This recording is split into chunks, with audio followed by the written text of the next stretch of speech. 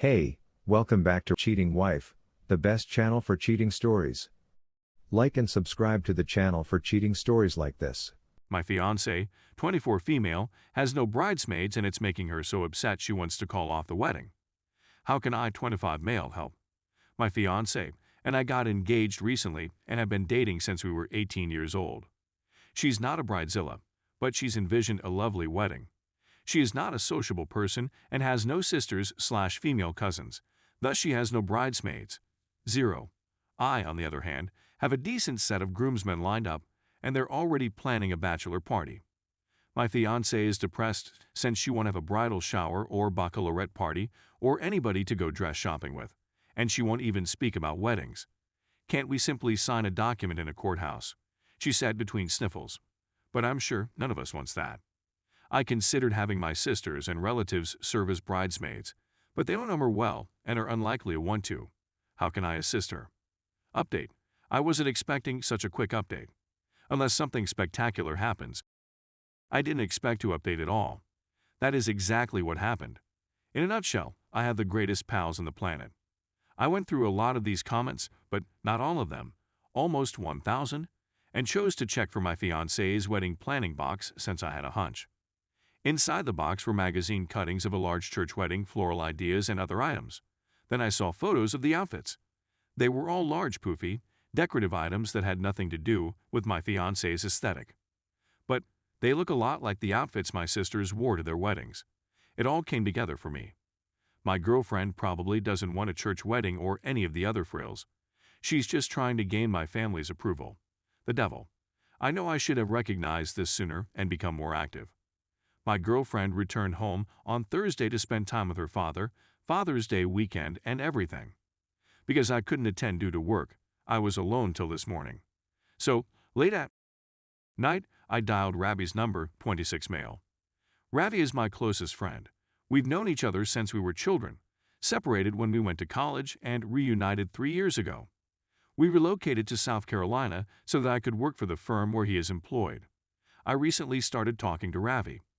Even though it was late, he listened to my concerns regarding my fiancée.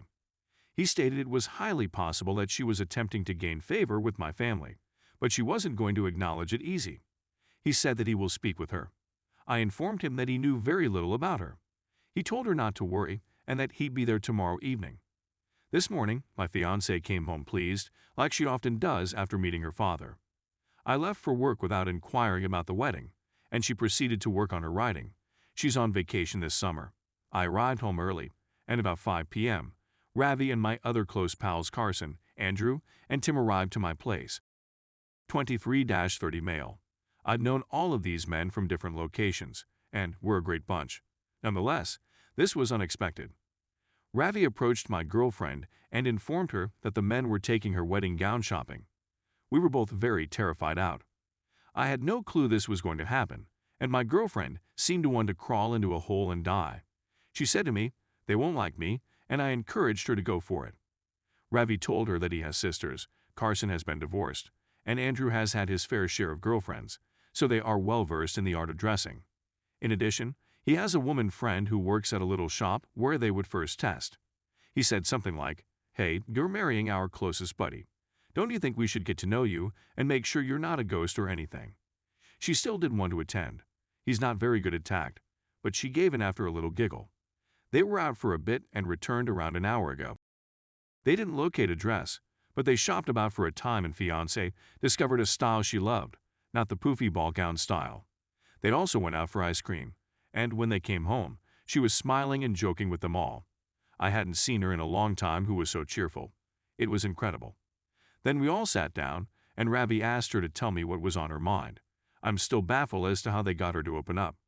She murmured that she didn't want the huge church wedding, that she wanted to postpone it for a bit and prepare a little ceremony for only the people we care about. I was all for it, telling her not to worry about bridesmaids or anything, since it could just be the two of us. She declined, stating that she wanted her father, the boys, and my family to be there. Andrew, a badass guitarist, offered to put together a band for us. He'd think up an arrangement if he asked my fiancée what her favorite song was. This is the kind of inquiry she typically avoids. But she reddened slightly and stated the truth. If anybody is interested, The song is Panama by Van Halen. Chick knows how to rock out. This was the true indicator that she was beginning to trust them. I don't believe anybody knows her favorite song Save Myself and her father, who used to buy her Van Halen CD when she was a kid. I told her I'd phone my family and inform them the church wedding was canceled. I don't care if they make a big deal out of it. I have my brothers and my lovely future spouse. That is all the family I need. Story 2. Married for 19 years before my wife cheated on me. This is my first visit to Reddit. I'll be 75 in July, and I've seen a lot. To be honest, I wanted to share my tale with the younger generation before I died. Because I have lung cancer and don't expect to live much longer, this information has to go out there. In 1964, I was 18 years old when I married. It's as though I'm no longer the same person. I used to be in excellent physical condition, but now I'm confined to a wheelchair. My wife and I had to work full-time since I didn't have enough money to support both of us. She cleaned hotel rooms while I worked on construction. We never had children and yet had time to ourselves on weekends. I don't believe we ever fought, but it's been so long that I'm forgetting, and we didn't have any problems getting along. I began to generate more money over time, and she was able to leave her work and remain at home. I would work longer nights, however, and our marriage honestly deteriorated into a friendship. We seldom had, and although I still loved her, I felt something was missing. We didn't spend nearly enough time together in the end. I accept responsibility for taking us down the wrong path with my employment. As you will see later, this was not the only problem, but I should have corrected it while I still had the opportunity. When I go home from work one night, everything seems to be usual. Dinner was served, and the TV was on. To baseball, which used to be my favorite sport. I chatted to her briefly in the kitchen before going to my room to change out of my work clothes. When I walked in, I saw a box of condoms on my nightstand. I began to worry since I had a vasectomy years ago and had never used condoms. I quickly questioned my wife about them, and she was unable to come up with an answer in time. She burst into tears and confessed to the infidelity. She brought a coworker over for while I was away and apparently failed to dispose of the condoms. I'm not embarrassed to confess that I, too, was moved to tears after hearing that. When I asked her why she did this, she replied she wasn't attracted to me, was lonely, and didn't like our. I couldn't think of anything to say and ended up leaving. We divorced after 19 years of marriage. I was a catastrophe in my 40s. I had lost all hope and tried to continue. I began drinking and gradually developed into an alcoholic. It took me until I was in my 60s to break this habit. I couldn't look in the mirror and see myself as a failure of a guy. I wanted to date again, but I was afraid that the same thing might happen. It never occurred to me that I was awful in bed, and I had no good responses. My skin began to wrinkle a little, particularly on the back of my legs, but I took care in keeping my figure for a long, and I swore she loved it when I had throughout our marriage. I preserved my tough man persona into my 30s, and I still wore my bandana during, which she found appealing. I was a generous person who always went down on her when she asked.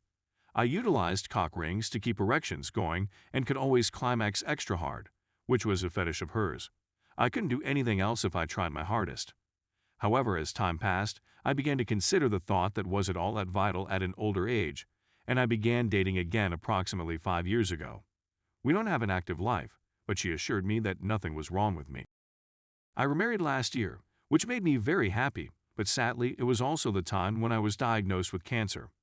I've lost a lot of energy since then, and my new wife is the only one who keeps me going. We're attempting chemotherapy, but the outlook is grim. In my final days, I'd want to contribute some of the information I've gained over the years in order to make the world a better place.